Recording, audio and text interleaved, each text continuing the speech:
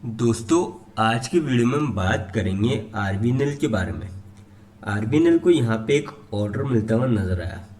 अब कितने अमाउंट का ऑर्डर मिलता हुआ नजर आया ये जानने की कोशिश करेंगे और क्या अब आगे भी आपको स्टॉक में जो है तेजी का दौर बनते हुए देखने को मिलेगा, ये भी हम डिस्कस करेंगे इस वीडियो में। फिर बात करेंगे गेल इंडिया के बारे में।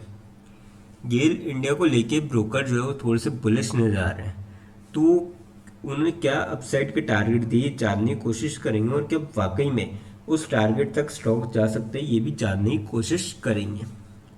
फिर बात करेंगे डाबर के बारे में। डाबर को लेके एक काफ़ी बड़ी खबर निकल के आ रही है, जिसके चलते आने वाले टाइम में आपको इसकी जो है चाल वो डिसाइड होते हुए नज़र आएगी। तो ऐसी क्या खबर है ये डिस्कस करेंगे इस वीडियो में। लास्ट में एक ऐसे स्टॉक के बारे में डिस्कस करेंगे जो आप सभी के लिए लेके आया स्प्लिट बहुत ही शानदार रेशियो में।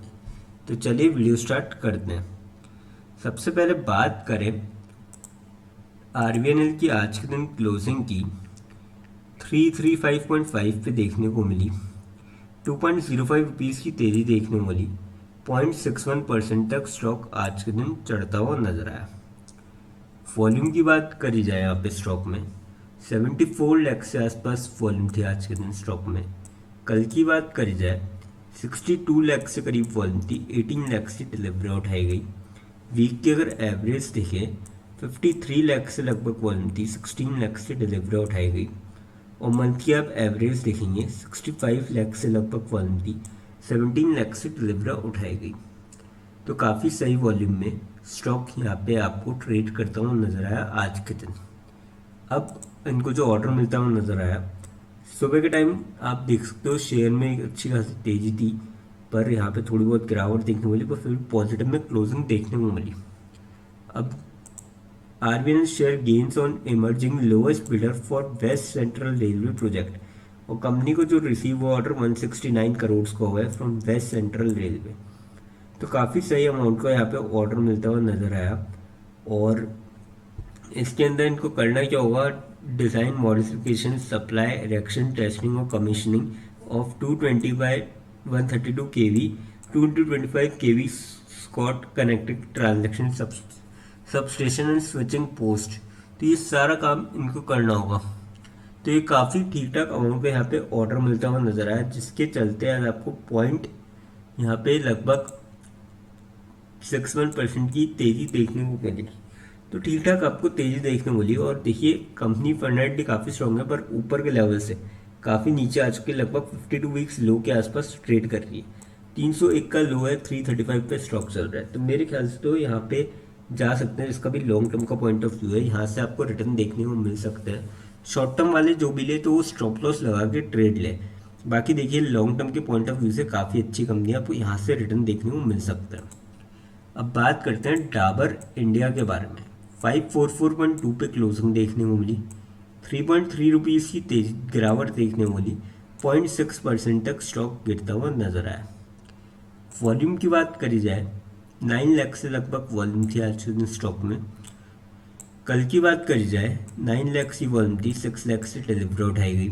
वीक की अगर एवरेज देखे 29 लाख से करीब वॉल्यूम थी। 15 लाख से डिलीवरी उठाई गई। और मंथ की आप एवरेज देखेंगे 34 लाख से करीब वॉल्यूम थी और 19 लाख से डिलीवरी उठाई गई। तो काफ़ी सही वॉल्यूम में स्टॉक यहाँ पे आपको ट्रेड होता हुआ नजर आया आज के दिन में। अब बात करी जाए अपडेट की, Indonesia Nepal protest Godrej consumer ITC Dabur एवं companies exposed to unrest face Macquarie. अब जो है यहाँ पे क्या है कि अगर आप देखेंगे जो डाबर की जो सेल होती है नेट सेल, वो लगभग 8% के आसपास, नेपाल में 8% के आसपास थी फाइनेंशियल ईयर 25 के अंदर। तो आप समझ सकते हैं जो वहाँ पर प्रोटेस्ट हुआ है तो उसके चलते यहाँ पे 8% काफ़ी अच्छा यहाँ पे फिगर होता है, वो डायरेक्टली आपको इम्पैक्ट होते हुए नजर आएगा। और ऐसे ही आप आईटीसी में देखेंगे 3% थी फाइनेंशियल ईयर 25 के अंदर नेपाल के थ्रू। तो ये काफ़ी बड़ा अमाउंट है। अब देखिए 8% अगर आप फिगर में देखेंगे तो भी काफ़ी बड़ा होगा, तो जिसका आपको इफेक्ट पड़ता हुआ नजर आएगा। और मेरे ख्याल से स्टॉक में आपको थोड़ी बहुत यहाँ पे गिरावट देखने को मिल सकती है। अब देखिए, अगर जल्दी स्टेबल होता है तो कम इम्पैक्ट होते हुए देखने को आएगा, पर अगर लंबे समय तक ये चलता है तो आपको अच्छा खासा इम्पैक्ट देखने को मिल सकता है स्टॉक के अंदर, इनके सेल्स और रेवेन्यू पे। तो इसलिए मेरे ख्याल से यहाँ पे आज के दिन थोड़ी बहुत गिरावट हुई, और आगे मुझे लगता है कि थोड़ी बहुत और गिरावट हो सकती है। अब बात करते हैं गेल इंडिया के बारे में। 179.05 पे क्लोजिंग देखने को मिली, 5.15 रुपीज़ की तेज़ी देखने को मिली, और लगभग 3% तक स्टॉक चढ़ता हुआ नजर आया आज के दिन। वॉल्यूम की बात करी जाए, स्टॉक में लगभग आज के दिन जो वॉल्यूम थी 1 CR के आसपास थी। कल की बात करी जाए 82 लाख से करीब वॉल्यूम थी, 51 लाख से डिलीवरी उठाई गई। वीक की अगर एवरेज देखें 82 लाख से लगभग वॉल्यूम थी, 47 लाख से डिलीवरी उठाई गई। और मंथ की आप एवरेज देखेंगे 81 लाख से करीब वॉल्यूम थी, 48 लाख से डिलीवरी उठाई गई। तो काफ़ी ठीक ठाक वॉल्यूम में, ठीक ठाक का मतलब ज़बरदस्त वॉल्यूम में आपको स्टॉक जो है यहाँ पे ट्रेड होता हुआ नजर आया आज के दिन। अपडेट की अगर बात करी जाए, Nomura initiates buy on GAIL India stock sees 25 upside here why. तो जो न्यूमोरा है, उन्होंने अज्यूम किया है कि coverage on GAIL India with buyer citing potential upside from regulated tariff hikes and long term recovery in the petrochemical segment. तो इसके चलते इन्होंने जो है टारगेट प्राइस जो है हाइक करे, और 29% तक हाइक करें, और टारगेट प्राइस जो सेट करे वो 225 के करें। तो मेरे ख्याल से तो आने वाले टाइम में आपको जो है रिकवरी देखने को मिल सकती है, जिसके चलते आज के दिन आपको लगभग 3% की तेजी देखने को मिली है। और एक साल में अगर आप देखेंगे तो 21% तक नीचे आया है as compared to Sensex decline of 1%। तो आप समझ सकते हैं काफ़ी भारी गिरावट भी है पिछले एक साल में स्टॉक के अंदर। तो मेरे ख्याल से तो मौका है कि आप इस गिरावट का फ़ायदा उठा सकते हैं और जा सकते हैं स्टॉक के अंदर।